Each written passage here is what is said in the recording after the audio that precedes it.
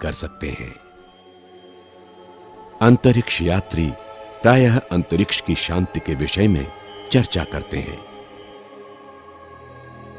परंतु उस निराकारी दुनिया की ओम शांति। तो परमात्मा का निवास स्थान परम धाम और हम आत्माओं का निवास स्थान कहाँ है? वो भी परम धाम घर। नेक्स्ट स्लाइड कीजिएगा। तो आज हम एक और रहस्य के बारे में समझते हैं कि परमात्मा का कर्तव्य क्या है, क्या करते हैं परमात्मा, जिसे हम इतने प्यार से पुकारते आए हैं। इसके पहले वाली स्लाइड में त्रिमूर्ति वाली, यही है पहले। तो हम आत्माएं परम धाम से इस तरह पर आती हैं। ओके, इसके बाद लीजिएगा। तो परम धाम से हम सभी इस दुनिया में आते हैं। क्यों आते हैं? जैसे वो बच्चा जो कि मुक्ति धाम में है, अपनी माँ के पास है, बहुत शांत है, रिलैक्स है, लेकिन फिर भी उसे क्या मन करता है? नीचे आने का, खेलने के लिए जाने का। नेक्स्ट स्लाइड कीजिएगा। तो ऐसे ही हम भी परम धाम घर से नीचे आते हैं इस साकारी दुनिया में, पृथ्वी लोक में, और यहाँ आकर हम अपना रोल अदा करते हैं। कोई मेल है, कोई फीमेल है, कोई डॉक्टर है, कोई टीचर है। एक ये विश्व एक ड्रामा है, और ड्रामा में हम सब कौन है? एक हीरो एक्टर हैं। हम ये जो इस दुनिया में हम रहते हैं ना, तो यहाँ पर हम क्या कर रहे हैं? अपना अपनी अपनी एक्टिंग कर रहे हैं। हमें जो जो रोल मिला वो हम अदा कर रहे हैं। लेकिन हमें ये याद रखना है कि ये दुनिया हमारा घर नहीं है। हम अपने आप को भूल जाते हैं, अपना पात्र में, अपने रोल में इतने ज्यादा इन्वॉल्व हो जाते हैं कि ये भूल जाते हैं कि मैं ये शरीर नहीं, आत्मा हूँ। मैं तो सिर्फ इस शरीर के द्वारा ये रोल प्ले कर रही हूँ। जैसे आपने किसी मूवी में देखा होगा कि कोई हीरो है या कोई और एक्टर है, तो वो उस वक्त, जिस वक्त वो अपना रोल प्ले कर रहा है, एक्टिंग कर रहा है, वो एक्टिंग कर रहा है, लेकिन उसे याद है कि मैं ये जो रोल अदा कर रहा हूँ, मैं ये हूँ नहीं, मेरा नाम तो कुछ और है। जैसे कि शाहरुख खान है। अब शाहरुख खान जो है मूवी में उसका नाम राहुल है। अब वो राहुल का रोल अदा कर रहा है, लेकिन वो ये थोड़ी ना भूल जाएगा कि मैं शाहरुख खान हूँ। उसे अपना नाम तो याद रहेगा ना, अपना असली नाम। तो ऐसे ही हम सब कहाँ से आए? वास्तविक घर तो हमारा परम धाम है और हमारा स्वरूप आत्मा है, लेकिन शरीर में आकर हम रोल में इन्वॉल्व होकर स्वयं को भूल जाते हैं। तो हमें इस बात की अवेयरनेस रहे कि मैं एक केवल एक्टर हूँ। ये संसार एक ड्रामा है, और यहाँ पर बहुत अलग अलग तरह के पार्ट भी हैं, रोल भी हैं। जैसे कोई मूवी होती है, तो मूवी में सिर्फ ऐसा ही नहीं ना कि हीरो ही हीरो दिखे, वहां पर विलेन भी होंगे, एक साइड रोल भी होंगे, एक ऐसे भी रोल्स होते हैं जिनका कोई काम ही नहीं होता है ना। तो सब तरह के वहां पर आपको पात्र दिखेंगे, है ना। उन सब का हम पूरी मूवी उन पात्रों से मिलकर ही बनती है। उसमें सुख भी है, दुख भी है, चैलेंजेस भी हैं। तभी तो वो मूवी अच्छी लगती है ना, उतार चढ़ाव होते हैं। ऐसे ही ये संसार है। संसार में हम आए हैं और इस आकर के अपना संसार की हर एक बात का जो ड्रामा में आकर अपना अपना रोल अदा करके आपस में वो एक ड्रामे के सीन की तरह एक दूसरे के साथ प्ले कर रहे हैं। लेकिन यहाँ पर ये जागरूकता रखनी है कि कोई भी बात होती है तो उसको हमें सीरियस नहीं लेना है, क्योंकि वो बात सिर्फ एक सीन है। जैसे एक मूवी का सीन होता है। अब शाहरुख खान है, शाहरुख खान को विलेन ने मारा। अब वो जब तक वो रोल अदा कर रहा है, अपना हीरो एक्टर उसको याद है कि मैं कौन हूँ, मैं हीरो हूँ, और वो हीरो का रोल अदा करते हुए उसे भी मारता है। लेकिन जैसे ही मूवी खत्म होती है या उसका जो जो सीन था वो खत्म होता है, तो क्या उसके बाद वो उसे मारेगा? क्या वो विलेन को मारेगा? मूवी खत्म हुई, बात खत्म हो गई, वो सीन खत्म हो गया। तो ऐसे ही ड्रामा में भी कोई सीन आया, हमने अदा किया, कोई किसी ने सामने से कुछ कहा, हो सकता है वो अच्छा अच्छा रोल यानी वो हीरो का भी हो सकता है और वो सामने वाला विलेन भी हो सकता है। तो इसका मतलब ये नहीं ना कि हम उसके रोल को पकड़ के रखें कि उसने ऐसा क्यों किया, उसने मुझे क्यों मारा, उसने ऐसा क्यों बोला। कोई बात हुई, उस बात को स्टॉप करना यानी बिंदी लगा देना, ये जागरूकता हमारे अंदर होगी। यदि हम आत्मा की अवेयरनेस में हो, हम सब है ना अभी सोल कॉन्शियस में, हुँ? अलर्ट हैं, मैं कौन हूँ? ये याद रखना है कि मैं एक चैतन्य शक्ति आत्मा हूँ। जब आत्मा की स्मृति है, तो कोई भी रोल हमें प्रभावित नहीं कर सकता। हमें याद रहेगा कि मैं तो अपना हीरो एक्ट प्ले कर रहा हूँ। मेरा रोल बिल्कुल सही होना चाहिए, एक्यूरेट होना चाहिए। सामने वाले के रोल में मैं इन्वॉल्व नहीं होंगी, उसको मैं ये नहीं बोलूँगी कि तुम अपना रोल ठीक से अदा नहीं कर रहे हो। वो अपना काम कर रहा है, लेकिन मुझे अपना एक्टिंग बहुत परफेक्ट करनी है। ये हमारे अंदर अवेयरनेस रहेगी। कब? जब मैं सोल कॉन्शियस रहूँगी। मुझे ये याद रहेगा कि मैं परम धाम से इस धरा पर आई हूँ और यहाँ आकर हम क्या कर रहे हैं? एक खेल ही तो खेल रहे हैं। एक खिलाड़ी के रूप में भी हमारी जागरूकता रहेगी कि हम आपस में खेल खेल रहे हैं। ये जीवन भी क्या है? एक खेल ही तो है। कभी हम हँसते हैं, कभी हम रोते हैं, कभी कोई सीन बहुत अच्छा दिखता है, कभी कोई सीन ऐसा दिखता है कि लगता है अरे ये क्यों आ गया? ये कहाँ से आ गया? हर घड़ी हमारे सामने चैलेंजेस हैं, जिसको हमें फेस कर रहे हैं।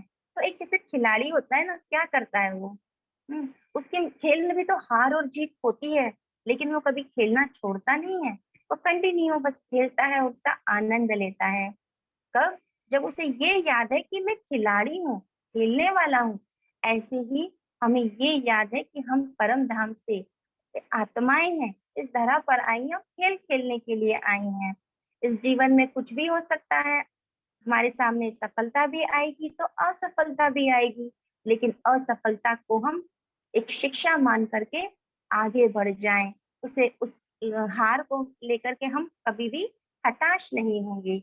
ये जागरूकता हमारे अंदर आ जाती है। हम कभी भी किसी परिस्थिति से भागेंगे नहीं, क्योंकि हमें पता है कि हम कौन हैं। मैं तो हीरो एक्टर हूँ, मैं खिलाड़ी हूँ, खेलने वाला हूँ, कभी हार नहीं मान सकता। मुझे अपना एक्ट बहुत अच्छे से करना है। कब ये याद रहेगा? हुँ? हमें बार-बार इस बात पर अटेंशन देना है कि मैं आत्मा हूँ और मैं आत्मा परमधाम से इस धरा पर आई हूँ खेलने के लिए, अपना पार्ट अदा करने के लिए। एक और बात हमें याद रखनी है, नेक्स्ट स्लाइड, कि मैं इस धरा पर मेहमान हूँ। जैसे कोई मेहमान किसी के घर में आता है, तो वो क्या करता है? हुँ, वहाँ के सामान को वो यूज़ करता है। उन जो वहाँ के जो लोग होते हैं, वो उसे सिर्फ़ यूज़ करने के लिए देते हैं। ऐसा तो नहीं कि वो उनको साथ लेके जाता है। हम जब परमधाम से इस धरा पर आए हैं, तो क्या हमेशा के लिए आए हैं? नहीं, हमें वापस अपने घर जाना है। ये संसार हमारा वास्तविक घर नहीं है, तो हम कौन हुए? हम इस संसार में मेहमान हैं, ये याद रखना है। जब हम इस धरा पर आए थे, तो क्या लेकर आए थे? कुछ लेकर आए थे? कुछ भी नहीं। तो संसार का जो कुछ भी हमें मिला, वो यही मिला। वो परमात्मा की हमारे लिए एक अमानत है, सिर्फ़ यहीं पर यूज़ करने के लिए है, जिसे हमें यहीं छोड़ देना है। हम वापस नहीं ले जा सकते, चाहे वो संबंध है, वस्तुएँ हैं, संपत्ति है, पद, पोज़ीशन जो कुछ भी है, वो हमने यहीं पर खेल-खेल में यहाँ प्राप्त की है और यहीं छोड़ना है। इसलिए हमें जो कुछ भी मिला है ना, बस उसे एन्जॉय करना है। उसके साथ अटैच नहीं हो जाना, उसे पकड़ के नहीं रखना है। हमें याद रखना है कि मुझे इस संसार से एक दिन जाना है। सब कुछ यहीं छोड़कर मैं कुछ भी ले जा नहीं सकता। तो इस जीवन को हम कैसे जिएँगे? जब अटैचमेंट नहीं होता ना, तो हम बहुत फ्री और स्वतंत्र रहते हैं। हमें किसी चीज़ का डर नहीं रहता, खोने का भी डर नहीं रहता। तो एक जीवन उत्सव हो जाता है ना? हमारा हमें हम हमेशा जाने के लिए भी तैयार रहेंगे। हमें पता है कि एक ना एक दिन मुझे ये शरीर छोड़कर वापस जाना है, तो हमारी जो स्थिति होगी वो कैसी होगी। कभी हम मृत्यु के भय में नहीं रहेंगे, अनासक्त रहेंगे किसी बात से, किसी भी चीज से, या मेरेपन की भावना हमारे अंदर नहीं आएगी, यानी कि अनासक्त भाव हमारे अंदर होगा, आसक्ति नहीं होगी, डिटैच होंगे, उपराम होंगे और हर सीन को बहुत इंजॉय करके साक्षी होकर देखेंगे। जब हमें ये याद रहेगा कि संसार में हमारा कुछ भी नहीं है, वो सब कुछ तो हमें परमात्मा ने अमानत के रूप में दिया है। चाहे हमारे पास सुंदर बहुत अच्छे संबंधी भी हैं, वस्तुएं भी हैं, जो कुछ भी हमें मिला, यहाँ तक कि ये शरीर भी, सब कुछ हमें यहीं छोड़ना है। जब ये जागरूकता रहती है, ये जागरूकता कब रहेगी? फिर से याद करें कि मैं कौन, मैं आत्मा, कहाँ से आई हूँ? मैं परम धाम से आई इस धरा पर। ये जागरूकता हमें रखनी है, तो हमें याद रहेगा कि मैं संसार में एक अतिथि हूँ, मेहमान हूँ, मैं यहाँ पर अपना रोल अदा कर रही हूँ, मैं यहाँ पर एक प्लेयर हूँ। तो ये स्मृति हमें हमेशा खुश रखती है, हमें हमेशा फ्री रखती है, स्वतंत्र रखती है। कोई भी बात हमारे सामने आती है ना, तो हम उसको बड़ा होकर के नहीं देखते, उसे आसानी से खेल समझ करके उसके साथ खेलते हैं, और वो जब गई तो हमारे सामने नेक्स्ट सिचुएशन यानी दूसरा खेल सामने आ जाता है। एक सीन जाता है, दूसरा सीन आ जाता है, जैसे किसी मूवी में होता है। किसी भी मूवी में आप देखेंगे तो एक सीन गया तो वो दोबारा आएगा? नहीं आएगा। हाँ, जब उस मूवी को हम दोबारा से प्ले करेंगे तब वो सीन आएगा, लेकिन एक ही मूवी में वो सीन दोबारा नहीं आएगा। इसलिए जो बीत गया, जो गया, उसको जाने दें, और जो नया सीन अभी सामने है ना, उसका हम भरपूर आनंद लें। यही हमारा अब एक नया, एक अवेयरनेस हमारे अंदर रहनी चाहिए। कब रहेगी आप बताएं? Next slide. कब रहेगी ये अवेयरनेस हमारे अंदर? जब हमें पता चलेगा कि हम इस धरा पर आते हैं और जाते हैं, एक ये अनंत यात्रा चल रही है ना।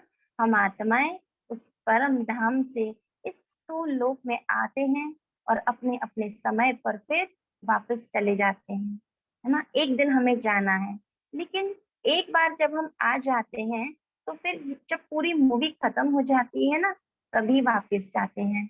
जैसे किसी मूवी में सभी रोल या एक्टर अपने अपने टाइम पर आते हैं, किसी किसी का रोल शुरू से लेके एंड तक होता है, किसी का रोल थोड़ी मूवी स्टार्ट होने के बाद होता है, किसी का रोल बीच में होता है, किसी किसी का लास्ट में होता है।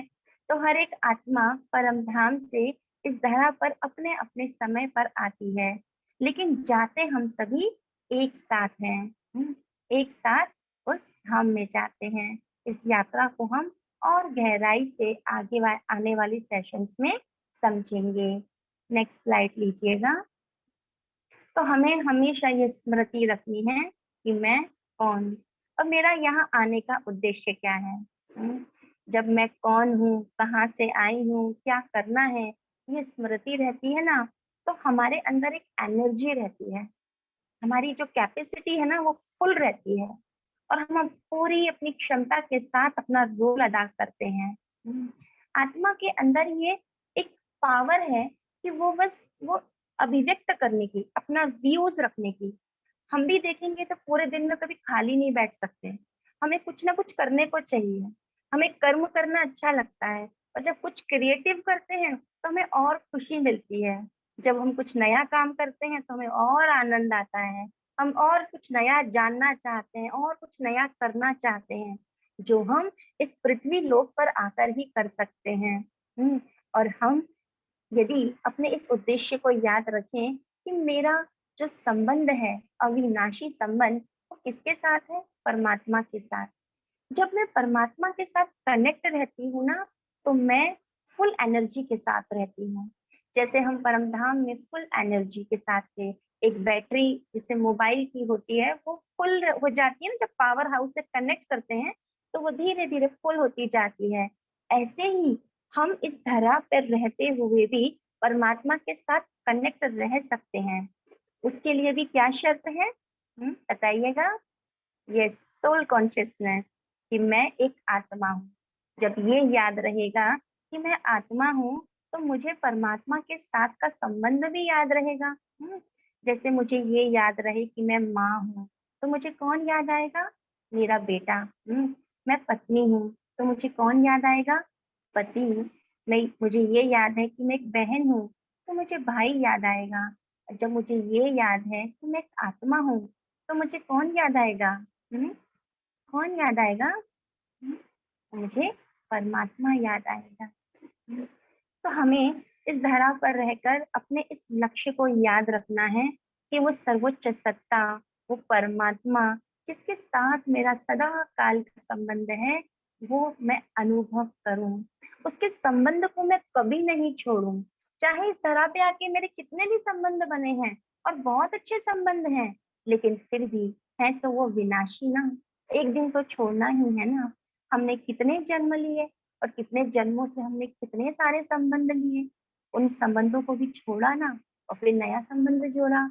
इस जीवन में भी देखिए, बचपन से लेके अभी तक हमने कितने संबंध लिए, और वो आज कुछ ऐसे भी संबंध होंगे जो अभी नहीं है, नए संबंध भी जुड़ गए, और वो नए संबंध थे जो पहले नहीं थे।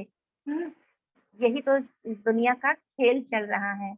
लेकिन परमात्मा के साथ हमारा संबंध सदा काल का है।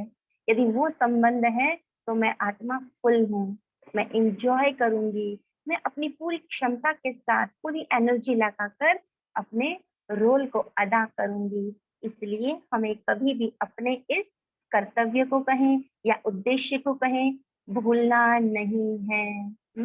तो हमारे माँ ने भी बच्चे से कहा, बच्चे तुम्हें वापस आना है।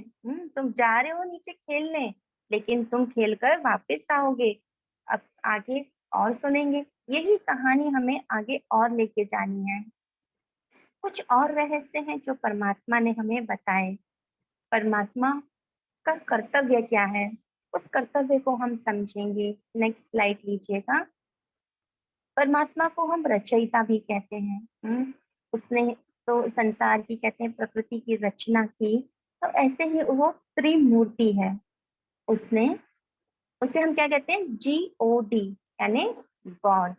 G for generator, O for operator और D फॉर डिस्ट्रॉयर। स्थापना करता है, वो पालन करता है और विनाश करता है। लेकिन वो ये तीनों काम वो स्वयं नहीं करता, वो ये तीनों काम अपनी सूक्ष्म शक्तियों, अपनी रचना के थ्रू करवाता है। और वो तीन रचना है ब्रह्मा, विष्णु और शंकर। ब्रह्मा जो है वो स्थापना का कार्य करते हैं, और विष्णु पालना का कार्य करते हैं, और शंकर के द्वारा वो इस पुरानी दुनिया के विकारों को, दुख दर्दों का विनाश करते हैं। जी, नेक्स्ट स्लाइड लेकर आइएगा।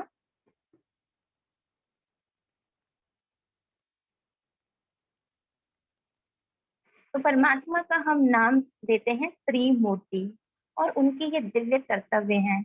बहुत ध्यान से समझिएगा। हम्म, अब जैसे कि ये दुनिया, अभी ये दुनिया कैसी है? ये दुनिया, हम्म, इस दुनिया की अभी कैसी हालत है? पांच विकारों से भरी। हम्म, पांच तत्व भी जो हैं वो भी किस किस हालत में है? किस हालत में है? सभी अभी तमो प्रधान अवस्था में है, प्रॉपर ऑर्गेनाइज्ड नहीं है, अपने ऑर्डर पे वो काम नहीं कर रहे हैं। पांच तत्व भी, जैसे कि अभी शुद्ध वायु नहीं है, जल भी स्वच्छ नहीं है, अग्नि भी कहीं कहीं अपना उज्जवल, अपना उत्तेजक रूप दिखा देती है। तो हर एक तत्व अभी तमो प्रधान अवस्था में है। और ऐसे समय पर परमात्मा क्या करेगा? इस धरा का, इस पृथ्वी लोक का कभी पूरी तरह विनाश नहीं होता। ऐसा नहीं कि परमात्मा जो कहे कि ये पृथ्वी हटाओ और नई पृथ्वी ले आए हमारे लिए, ना, कि नई दुनिया की स्थापना करनी है, यानी हमारे लिए एक नया घर बनाना है, तो उसके लिए वो नई पृथ्वी, पृथ्वी तो वही है, लोक वही है, लेकिन अब उसे वो क्या कर रहे हैं? नया बना रहे हैं, उसे उसकी स्थापना कर रहे हैं। तो उसके लिए वो ब्रह्मा को माध्यम बनाते हैं।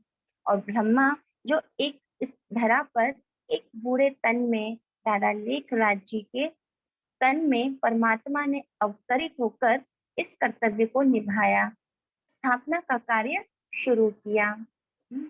इसी प्रकार इस धरा को पालन करने के लिए पालना का काम किसे दिया? विष्णु को दिया। जब ये सृष्टि नई बन जाती है, इसकी स्थापना हो जाती है, तो उसके लिए विष्णु का सिंबल दिखाते हैं। और जब ये दुनिया पुरानी हो जाती है, बिल्कुल जिसे कहते हैं ना कि विनाश के नजदीक दिखता है ना, जैसे पाप का घड़ा भर गया तो कैसी हालत कहते हैं कि बस विनाश का काम शुरू हो जाए। हे भगवान, तुम इस दुनिया को बस ठीक कर दो, तुम कहाँ हो? हम भगवान को पुकारने लगते हैं। तो उस वक्त भगवान हमारे दुख, दर्द, विकारों को दूर करने, उनका विनाश करने शंकर के थ्रू ये कार्य करते हैं। तो परमात्मा जनरेटर, ऑपरेटर, डिस्ट्रॉयर, है ना? तो GOD, ये 3 कर्तव्य हैं परमात्मा के। नेक्स्ट स्लाइड कीजिएगा।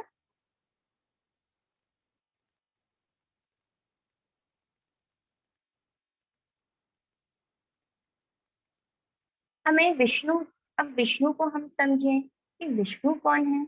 अब जैसे परमात्मा ने नई दुनिया की स्थापना की, लेकिन क्या हम नई दुनिया में जाने के लायक हैं? अभी संसार में देखें तो सभी किस दशा में हैं? सभी या तो कहते हैं ना विकारी हैं या पापी हैं या एक दूसरे से लड़ रहे हैं, झगड़ रहे हैं, कैसी दशा है उनकी। और ऐसे में हम उन्हें एक नया महल दे दें तो वो क्या करेंगे? उस नए महल का को भी वो गंदा कर देंगे। ऐसे ही परमात्मा जब नई दुनिया की स्थापना करते हैं तो नई दुनिया में जाने के लायक हमें बना रहे हैं, है ना? हमें नई दुनिया में जाना है। अब वापस, क्योंकि ये कहते हैं ना कि अब कलयुग के बाद एक सतयुग आता है ना? एक पुराना घर जब टूटता है तो फिर नया घर भी बनता है। तो जब हम नए घर में जाएँगे तो हमारी हमारी स्थिति कैसी हो? हमारी स्थिति भी तो उस घर में जाने के लायक हो ना। हम हम उस घर में जाएँ जहाँ बहुत सुंदर महल है, बहुत सुंदर कपड़े हैं। तो अभी हम सतयुग के बारे में भी और अच्छे से समझेंगे। तो उस नई सृष्टि में जाने के लायक बनाने के लिए पालन के रूप में हमें दिखाते हैं विष्णु।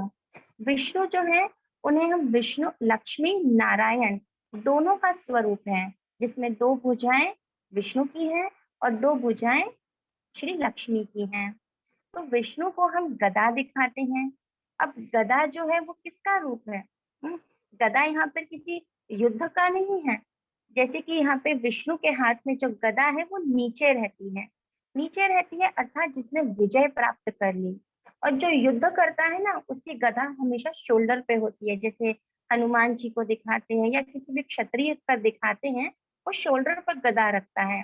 लेकिन विष्णु जो है गदा नीचे रखते हैं, यानी कि वो अपनी सभी कमियों और बुराइयों पर विजय प्राप्त कर चुके। तो ये हमारा ही एक एक सिंबल है। इस सिंबल के थ्रू परमात्मा हमें सिखा रहे हैं कि बच्चे, अब तुम्हारे घर जाने का समय है। अब तुम्हें नई दुनिया में भी जाना है। यदि वापस नीचे इस धरा पर आना है तो उसके योग्य बनने के लिए अपनी कमियों को, बुराइयों पर विजय प्राप्त करो। विष्णु के हाथ में स्वदर्शन दिखाते हैं। स्वदर्शन चक्र क्या है? चक्र, किसी के हाथ में ऐसे चक्र होगा तो अच्छा लगेगा क्या? नहीं ना। लेकिन चक्र एक सिंबल है इसका, कि इस सृष्टि चक्र, नाटक चक्र में हम सभी को अपना आत्मदर्शन होता रहे कि मैं कौन हूँ, मैं इस धरा पर क्या करने आई हूँ, मेरा लक्ष्य क्या है। जब हम अपना दर्शन करते हैं ना, तो हमें अपनी कमियां भी दिखती हैं और उन कमियों को दूर करने का हम प्रयास भी करते हैं। तो हमें अपने अंदर हमेशा स्वदर्शन करते रहना है, यानी कि स्वयं को ही देखना है, स्वयं पर ही अटेंशन रखना है।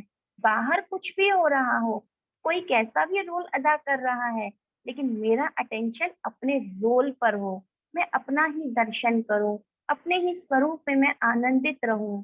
हम्म, जब मैं अपने पे अटेंशन रखूंगी तो मैं सही करूंगी, अपनी कमजोरियों को दूर करने का प्रयास करूंगी। ऐसे ही विष्णु के हाथ में शंख दिखाते हैं। शंख, शंख का जो नाद कहते हैं ना, कि वो दूर दूर तक कण कण तक जाता है, उसमें पॉजिटिव एनर्जी है। और वो पॉजिटिव एनर्जी क्या करती है? वो हर प्यूरिफाई कर देती है। ऐसे ही परमात्मा कहते हैं, तुम्हें भी मैंने एक शंख दिया है। हम सबको परमात्मा ने ये वाणी दी है, ये मुख दिया है। इस मुख के द्वारा हम ऐसी वाणी बोलें जो किसी भी परमात्मा के, किसी भी आत्मा के हृदय को शांत कर दे। उसे ज्ञान का हम ऐसा जल दें, उसे हम ऐसा चिंतन दें जिससे कि वो आत्मा अपने दुख भूल जाए। उसके अंदर हम पॉजिटिव एनर्जी भर दें। तो वो शंख हम बजाएं, वो ज्ञान का हम चिंतन करें, उस ज्ञान का ही उच्चारण करें। वो शंख परमात्मा ने हमें ये वाणी के रूप में दिया है, इसलिए हमें हमेशा मीठा बोलना है। अब हमारा ये कर्तव्य है, हम ही वो विष्णु यानी पालन करता, क्यों? क्योंकि नई दुनिया में ही तो लक्ष्मी नारायण का राज्य होता है। तो वहां पर यदि हम इस स्वरूप को हम अपने अंदर धारण करें, कहते हैं ना कि नर ऐसी करनी करे कि श्री नारायण बने, और लक्ष्मी नारी ऐसी करनी करे कि वो नारी ऐसी करनी करे जो वो श्री लक्ष्मी बन जाए। तो अब ऐसे ही विष्णु के हाथ में क्या दिखाते हैं? कमल दिखाते हैं। कमल यानी कि जैसे कि हम कमल को देखते हैं ना, कि कमल कैसे कीचड़ में उगता है, और उसके साथ में उसका पूरा परिवार भी होता है, नीचे कमल ककड़ी और क्या क्या उसके नीचे नहीं होता, गहराई तक होता है कीचड़ के अंदर। फिर भी वो कमल कितना सुंदर दिखता है। उस वो कीचड़ को कभी छूता नहीं है, गंदगी कभी उसे टच नहीं कर सकती। ऐसे ही परमात्मा कहते हैं, तुम इस गृहस्थ जीवन में हो, इस संसार में कितने भी संबंधों में रहो, लेकिन फिर भी अनासक्त रहो, पवित्र रहो। जैसे एक कमल का पुष्प है, उसी के समान हमें न्यारा रहना है। और जब न्यारा दिखता है ना, तभी वो सबका प्यारा भी होता है। तो हमें अपने ये जो सिंबल दिखाए हैं, विष्णु के 4 अलंकार दिखाए हैं, इन अलंकार को सदा स्मृति में रखना है। गदा यानी मैंने अपनी कमियों पर विजय प्राप्त की। स्वदर्शन यानी सदा अपना अपना दर्शन करती रहूं। शंख सदा वाणी द्वारा ज्ञान का ही नाद, अपनी सुंदर मीठी वाणी का ही उच्चारण करूं, जिससे मैं संसार को भी सुख दे सकूं। और कमल पुष्प समान सदा न्यारी और प्यारी रहूं। नेक्स्ट स्लाइड कीजिएगा।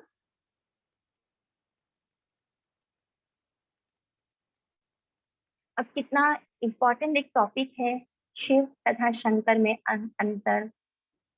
हम सभी ने ये सबसे बड़ा एक क्या कह सकते हैं, भूल की या गलती की। शिव और शंकर को हमने एक मान लिया। जो जब शुरू शुरू में शिव के मंदिर स्थापित किए गए ना, तो उन्होंने तो क्या कहा, जो हमारे साधु संत थे, जो सतो प्रधान भक्ति करते थे, महान आत्माएं थे, उन्होंने कहा शिव संग कर, शिव संग कर। और शिव संग कर बोलते बोलते शिव शंकर बन गया। दोनों को हमने साथ में अटैच कर दिया, लेकिन शिव अलग है और शंकर अलग है। जैसे बोलते हैं सीता राम, तो सीता जी अलग है, राम जी अलग हैं। राधे श्याम, राधे जी अलग हैं और श्याम जी अलग हैं। ऐसे ही शिव शंकर दोनों एक नहीं है, दोनों में बहुत बड़ा डिफरेंस है। क्या डिफरेंस है? शिव ज्योति बिंदु स्वरूप परमात्मा का नाम है, लेकिन जो शंकर है वो देवता है, देव आत्मा है। यदि शंकर भगवान होते तो उन्हें क्या जरूरत थी इस आराधना के पोज में बैठने की, ऐसी वेशभूषा बनाने की, है ना? और वो हमेशा क्या कर रहे हैं? चिंतन कर रहे हैं, आराधना कर रहे हैं। किसकी? परमात्मा की। कभी परमात्मा स्वयं की आराधना तो नहीं करेगा ना। तो हमेशा शिव के साथ शंकर के सामने शिवलिंग दिखाते हैं कि शिव की शंकर जो है वो शिव की आराधना कर रहे हैं। हमेशा शंकर शिव के संग है, इसलिए शिव शंकर साथ बोल सकते हैं, लेकिन दोनों एक नहीं होते। शिव अशरीरी, वो जन्म मरण के चक्र में नहीं आते, वो शरीर धारण नहीं करते। लेकिन शंकर के पास एक सूक्ष्म शरीर है, आकारी शरीर है। शिव कौन है? रचता है, इस संसार को बनाया वो। और शंकर उनकी रचना है। शिव कल्याणकारी है, वो सदा सबका कल्याण ही करते हैं, लेकिन शंकर को विनाशकारी कहा जाता है। शिव योगेश्वर है और शंकर योगी हैं, जो शिव का ही ध्यान कर रहे हैं, शिव जिनके ईश्वर हैं। शिव परम धाम के वासी हैं, लेकिन शंकर सूक्ष्म वतन के वासी हैं। तो शिव और शंकर में डिफरेंस मानना बहुत जरूरी है। शंकर जो है वो तपस्वी स्वरूप है, जो तपस्या कर रहा है निरंतर। वो वो तपस्वी जिसने मृत्यु पर विजय प्राप्त कर ली, इसलिए उनके गले में सांप दिखाते हैं। जो सदा ज्ञान का ही चिंतन करता है, जिसके मस्तक पे हमेशा दिखाते हैं कि वो ज्ञान की गंगा बह रही है, क्योंकि वो ज्ञान का चिंतन करता हुआ परमात्मा को याद कर रहा है। जिसके मस्तक पर चंद्रमा दिखाते हैं, जिसने सदा शीतलता और शांति को धारण किया है। ऐसे ही एक और रहस्य परमात्मा ने बताया, शिवरात्रि का रहस्य।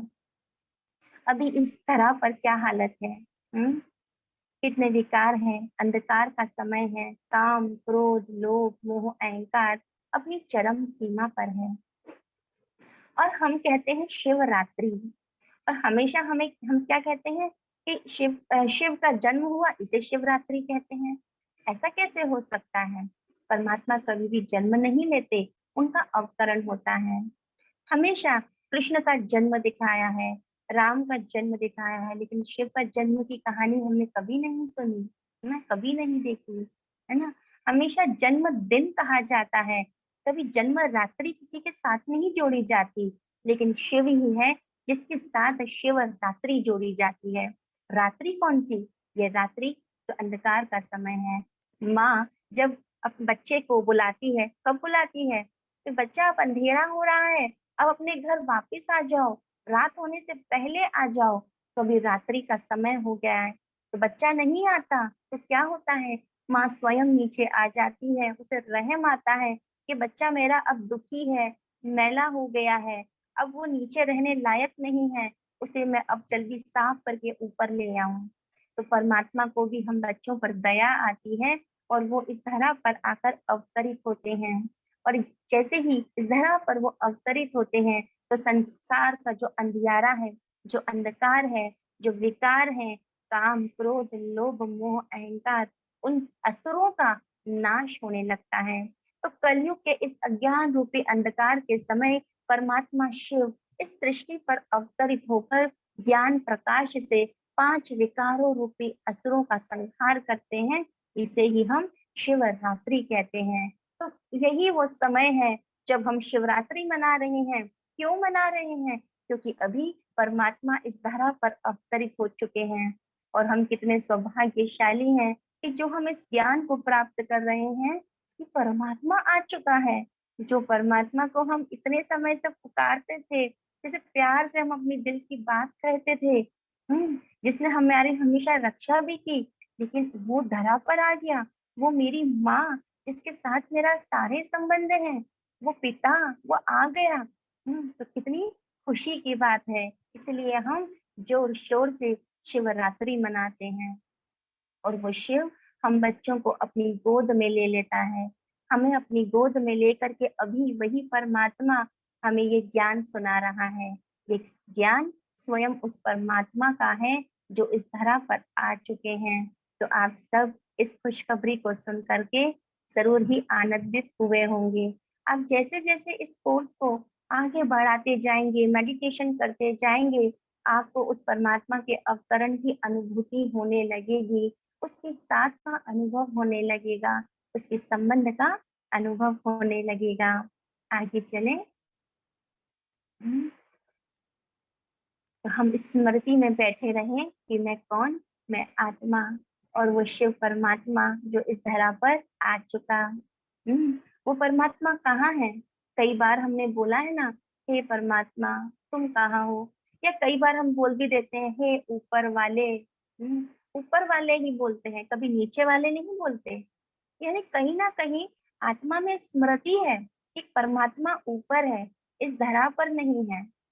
लेकिन हम क्या कह देते हैं, परमात्मा तो सर्वव्यापी है, कण कण में है, तुझ में भी राम मुझ में भी राम। तो आत्मा में, हर आत्मा में परमात्मा का वास है। क्या ऐसा हो सकता है? आत्मा सो परमात्मा कह देते हैं, तो हम क्यों पूजा करें? यदि मैं ही परमात्मा हूँ तो मैं किसकी पूजा करूं? क्या परमात्मा स्वयं की पूजा करेगा? लेकिन हम याद फिर भी करते आए, हे ईश्वर, हे अल्लाह, तू मुझ पे कृपा कर, दया कर, तू कब आएगा, मेरी रक्षा कर। किसे पुकार रहे थे? किसे पुकार रहे थे? कोई ऊपर है जो मुझसे अलग है, जो मेरा है, उसी को तो पुकार रहे थे ना। तो यदि मैं ही परमात्मा होती तो मैं अपनी पूजा कैसे करती? कोई और परमात्मा है तभी तो मैं उसकी पूजा करती आई, है ना? यदि मैं ही भगवान को कह रही हूँ कि मैं बीमार पड़ गई और तुम आओ मुझे ठीक करो, लेकिन यदि मैं ही परमात्मा हूँ तो मैं बीमार क्यों पड़ूंगी? और क्या मैं खुद को ही ठीक करूंगी? क्या मैं खुद को ही पुकारूंगी? कोई और ईश्वर है ना, जिसको मैं कहती हूँ हे ईश्वर मेरे दुख को हरो, कि पुराने शरीर को अब मुझे त्याग दो, अब मुझे नया शरीर लेना है, मुझे मुक्ति दो। हम मुक्ति धाम को याद करने लगते हैं। मुक्ति हम सबको बहुत अच्छी लगती है। क्यों अच्छी लगती है? क्योंकि हम परम धाम जाना चाहते हैं। जैसे अग्नि का ताप फैलता है, कहते हैं ऐसे परमात्मा सर्वव्यापी है। तो क्या उनके गुण सर्वत्र अनुभव करते हो? वो परमात्मा जैसे सूर्य अपना तेज इस धरा पर फैलाता है ना? तो हम क्या करें, जब उसे याद करते हैं तो हम उसके गुणों को अनुभव करते हैं। लेकिन वो इस धरा पर नहीं आया था, लेकिन अभी जब हमने ये ज्ञान प्राप्त किया कि वो परमात्मा परम धाम वासी मेरा पिता है, तो अभी वो अवतरित हुआ है और आकर के हमें ये ज्ञान सुना रहा है। नेक्स्ट स्लाइड कीजिएगा।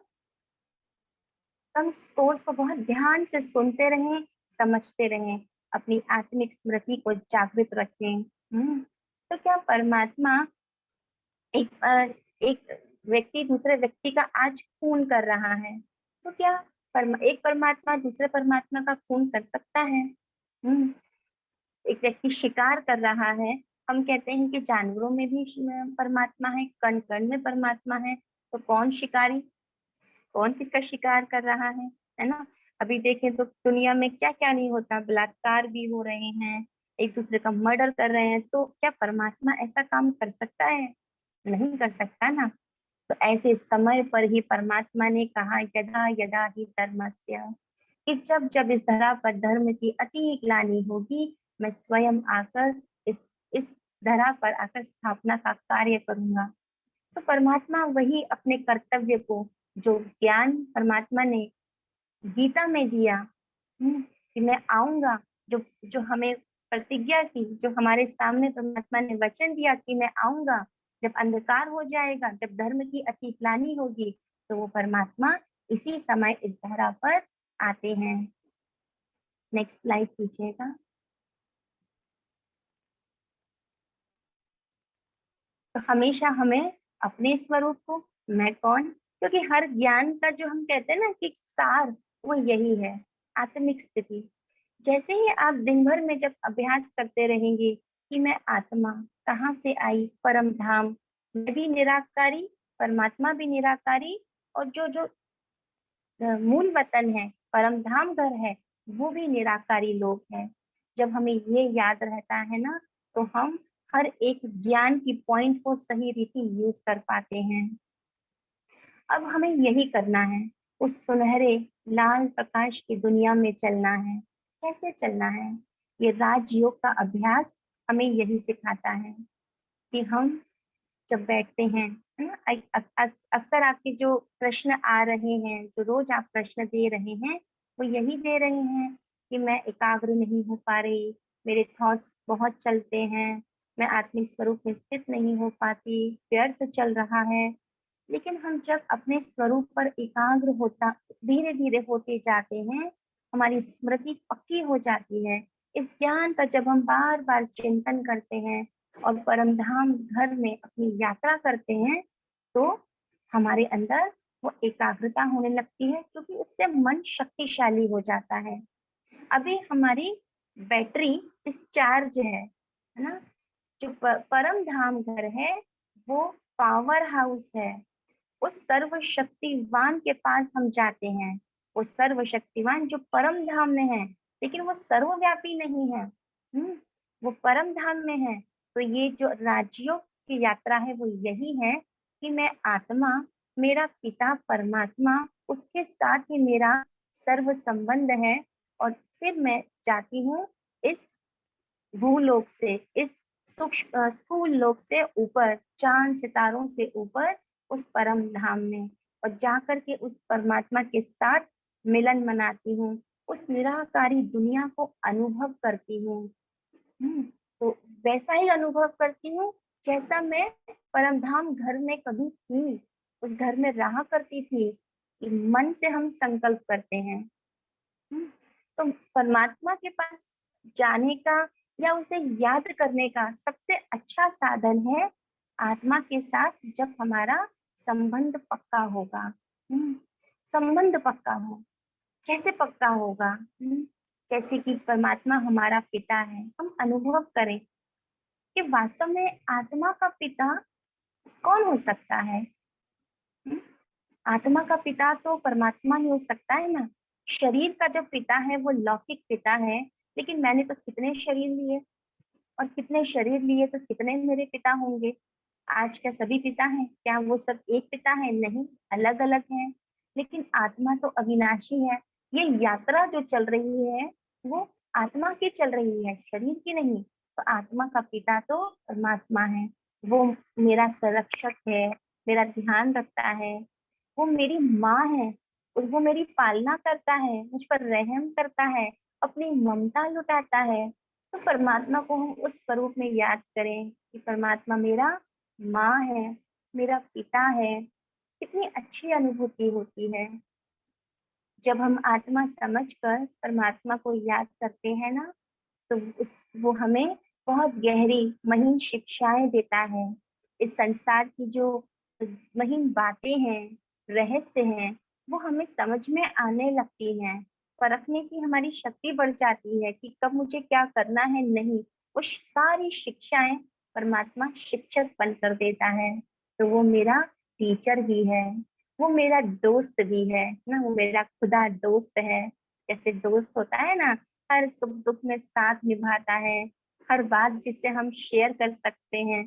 तो ऐसा ही वो मेरा खुदा दोस्त है, जिसके साथ हम हर सुख दुख शेयर कर सकते हैं। तो सदा मेरे साथ मेरा हाथ पकड़ कर है। वो मेरा साजन भी है ना। तो सदा मुझे रिगार्ड देता है, मुझे प्यार करता है, सम्मान देता है। उसे हम साजन के रूप में भी याद करें। वो मेरी संतान, उसे हम बच्चे के रूप में भी याद कर सकते हैं ना। जैसे बच्चे पर माँ अपनी ममता लुटाती है, ऐसे हम उसकी माँ बन जाएं, हम उसको प्यार करें, है ना। हमें जैसे सारे संबंधों की अनुभूति उससे होने लगती है। वो मेरा मित्र भी है। तो परमात्मा के साथ हमारे ये 8 संबंध, पिता, माता, शिक्षक, सखा, साजन, मित्र और वो मेरा सदगुरु भी है। सदगुरु जो मेरी सदगति करता है। हम्म, तो अभी तक हम संसार में सभी रिश्तों को ढूंढ रहे थे। किसी का अपने पिता के साथ अच्छा संबंध नहीं, किसी को लगता है कि मुझे अच्छा टीचर नहीं मिला, किसी को लगता है मेरा अच्छा साथी नहीं है, कोई अपने साजन से सजनी से संतुष्ट नहीं, किसी के पास अच्छा मित्र नहीं, किसी के पास लगता है कि मेरा बच्चा कैसा है, कोई गुरु को ढूंढ रहा है। लेकिन परमात्मा ऐसा है जिसके साथ हम सर्व संबंधों की अनुभूति कर सकते हैं, भरपूर हो सकते हैं। एक बहुत रहस्यमयी बात है, यदि आपको किसी भी संबंध से बहुत समस्या है ना, हम्म, यदि आपको लगता है कि आपकी संतान अच्छी नहीं, वो आपको सुख नहीं दे रही, आपको ऐसे अनुभव हो रहा है, तो आप परमात्मा को अपना बच्चा बना लें। आपके अंदर से वो फीलिंग चली जाएगी। हम्म, और उस बच्चे को वो जैसा है एक्सेप्ट करेंगे और हो सकता है वो बच्चा भी ठीक भी हो जाए। लेकिन शर्त यही कि परमात्मा को पूरे दिल से बच्चा बना लें। हो सकता है किसी की माँ नहीं है, उसे माँ की कमी महसूस होती है, तो वो परमात्मा को माँ के रूप में अनुभव करे, उसकी ममता को अनुभव करे, उसके प्यार को अनुभव करे। तो वो कमी जैसे इस अंदर से चली जाती है। उसे हम सद्गुरु के रूप में अनुभव करें। हमें कहते हैं ना कि गुरु के बिना सद्गति नहीं, लेकिन परमात्मा स्वयं आ गया मुझे सद्गति देने, मेरी सही गति करने। कहते हैं ना जैसे अंत समय जो मति होती है वही वैसी ही हमारी गति होती है। तो परमात्मा को हम निरंतर याद करें, हर संबंध से याद करें, हर संबंध का सुख अनुभव करें, तो जीवन में आनंद ही आनंद है। आइए इस राजयोग की यात्रा को हम समझने का प्रयास करते हैं। अभी हम एक वीडियो के माध्यम से कैसे हमें राजयोग का अभ्यास करना है, इसे समझने की कोशिश करते हैं। इसके स्टेप्स को हम देखते हैं।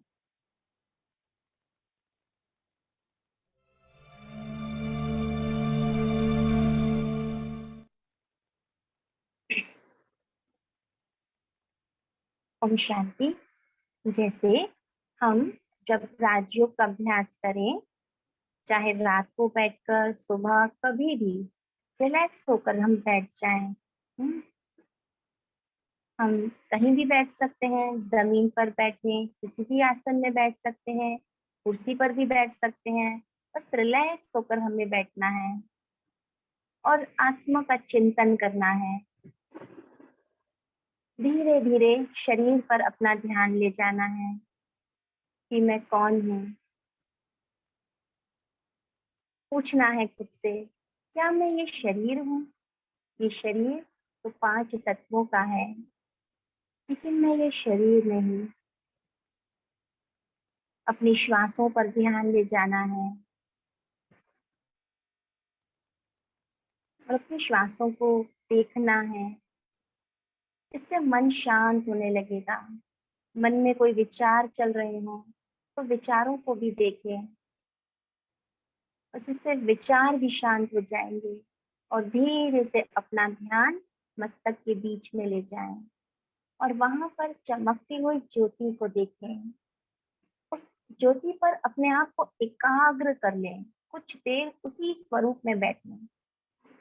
जब उस स्वरूप में आप बहुत अच्छे से अनुभव करने लगे ना, तो मन से अनुभव करें जैसे आप आत्मा जा रही है।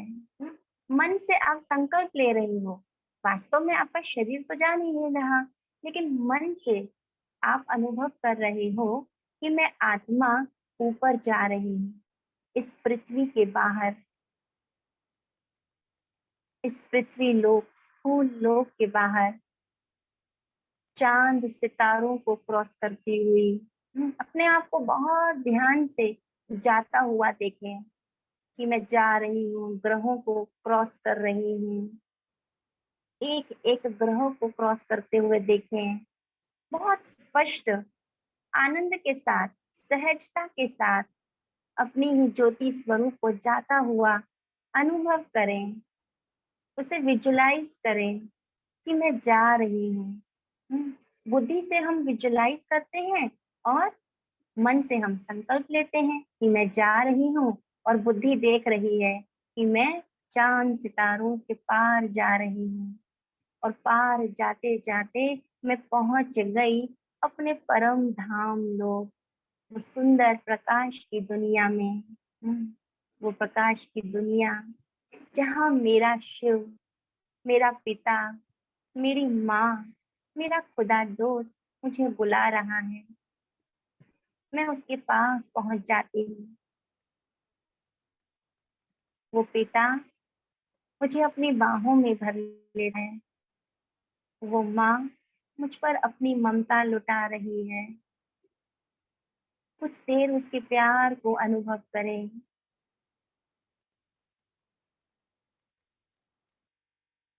वो मेरा खुदा दोस्त भी है, मेरा मित्र भी है, मेरा साथी भी है, मेरा साजन भी है। उससे अपनी दिल की बात कहें। जो भी आप कहना चाहते हो, जो भी आपके मन में है, कुछ भी आप उसके साथ शेयर कर सकते हो। वो किसी और को नहीं बताएगा। वो आपकी हर एक बात को, चाहे वो कैसी भी है, वो सुनेगा और सुनते सुनते वो हो सकता है आपको एक अच्छी शिक्षा भी दे दे, एक सही राय भी दे दे। वो आपका शिक्षक भी तो है ना। कोई भी अंदर दुख है, तकलीफ है, वो सुख का सागर है। वो अपनी सुख भरी किरणों से मेरे सारे दुख हर लेता है। वो प्यार का सागर है। वो अपना इतना अथाह प्यार लुटाता है कि मैं प्यार से भरपूर हो जाती हूँ। वो पवित्रता का सागर है।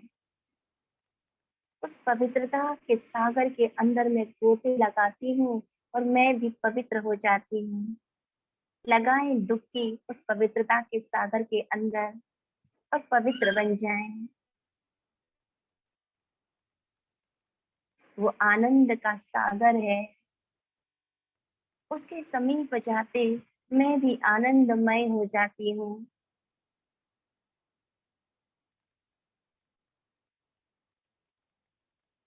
वो शांति का सागर है।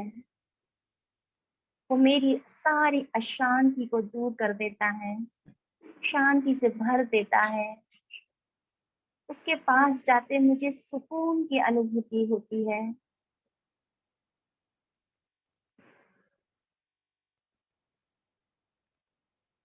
उस सागर में और गहराई में जाएं। आप उसके साथ किसी भी संबंध की अनुभूति कर सकते हो। वहां जाकर मैं आत्मा पूरी तरह चार्ज हो जाती हूँ। मेरी सारी थकान दूर हो जाती है। मैं एनर्जेटिक हो जाती हूँ, फुल हो जाती हूँ, भरपूर हो जाती हूँ। हर प्रकार की संतुष्टता की प्राप्ति, वो प्राप्ति जो संसार में कोई नहीं दे सकता, वो उस परमात्मा से हमें मिलती है।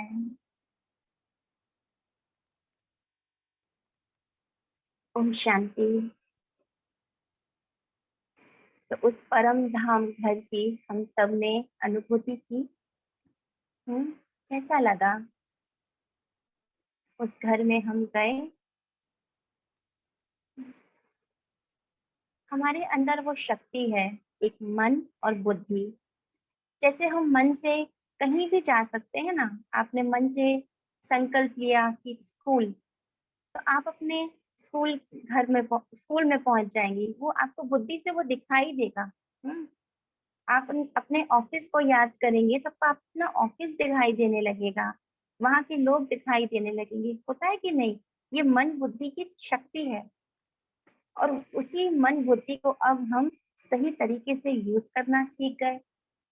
हम इसी मन और बुद्धि के द्वारा कहाँ गए? परम धाम घर में। उसी परम धाम की हम बार बार अनुभूति करते रहे।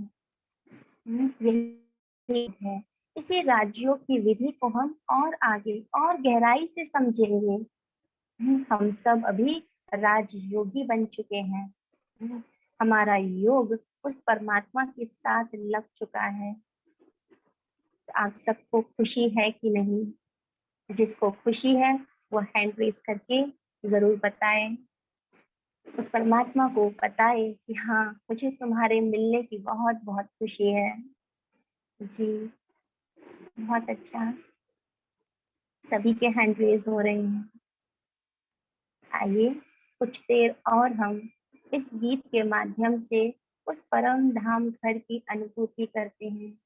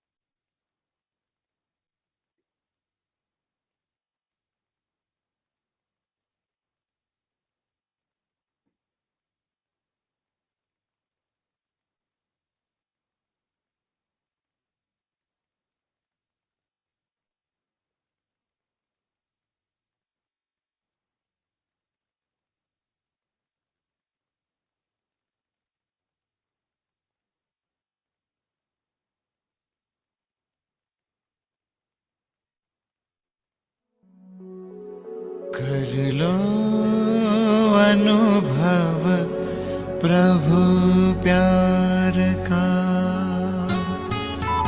बाहों में वो बुला रहा,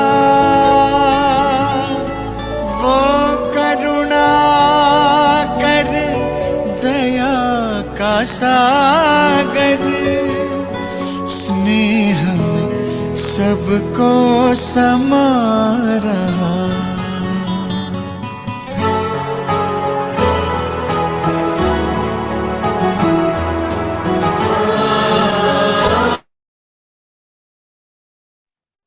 योग करते समय आप अपनी आईज को ओपन रख सकते हैं।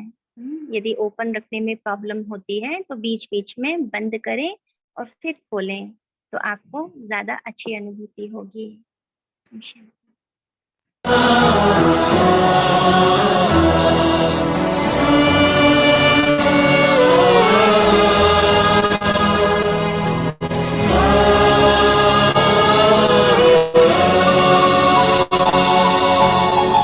कर लो अनुभव प्रभु प्यार का, कर लो अनुभव प्रभु प्यार का, कर लो अनुभव प्रभु प्यार का। बाहों में वो बुला रहा, वो करुणा कर दया का सागर, स्नेह में सबको समा रहा, स्नेह में सबको समा रहा। आओ प्रभु शरण आओ,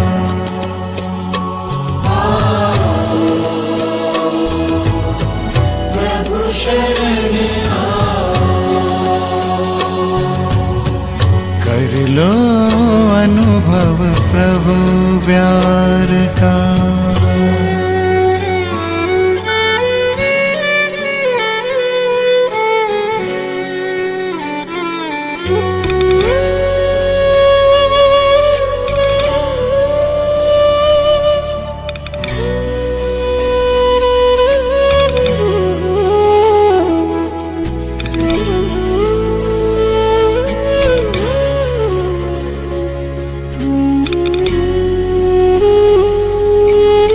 सुबह हुई जब आँख खुली तो कुछ घड़ियाँ कर प्रभु के नाम।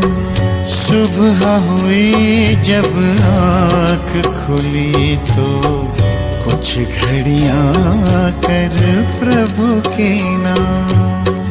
प्रभु किरण को हृदय में भर लो, कर लो आनंद दिव्य ललाम।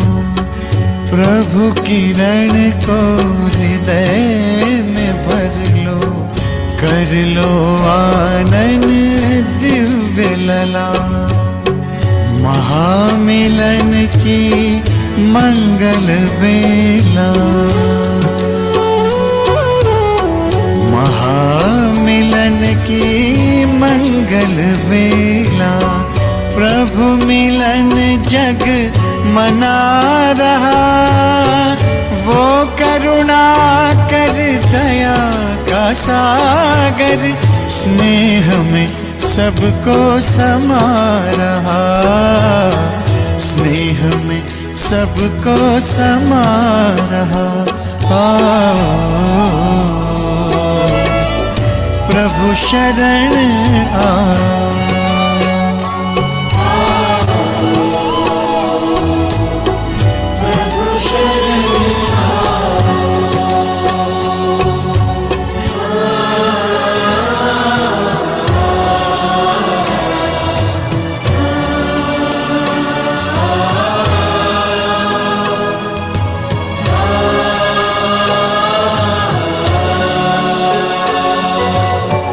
मस्त पवन ये खिला चमन, ये दिन और ये दिन मान मिला। ये तन मन ये जीवन जीवन तुझको ईश्वर का वरदान मिला, ईश्वर का वरदान मिला। सफल करो और पाओ सफलता, सफल करो और पाओ सफलता।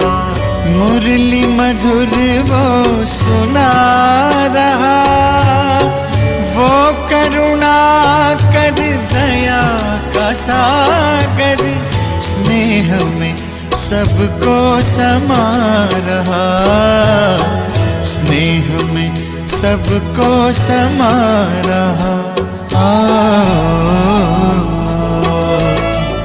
प्रभु शरण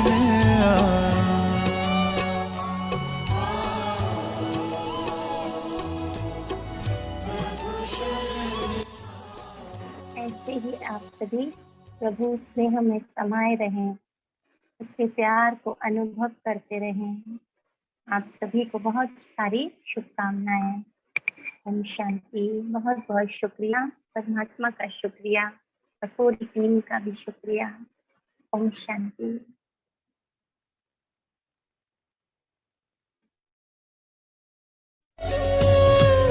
अहो भाव के भरे भाव से पल पल प्रभु गुणगान करो, ध्यान धरो जो ध्यान है रखता, प्रभु कृपा का पान कर।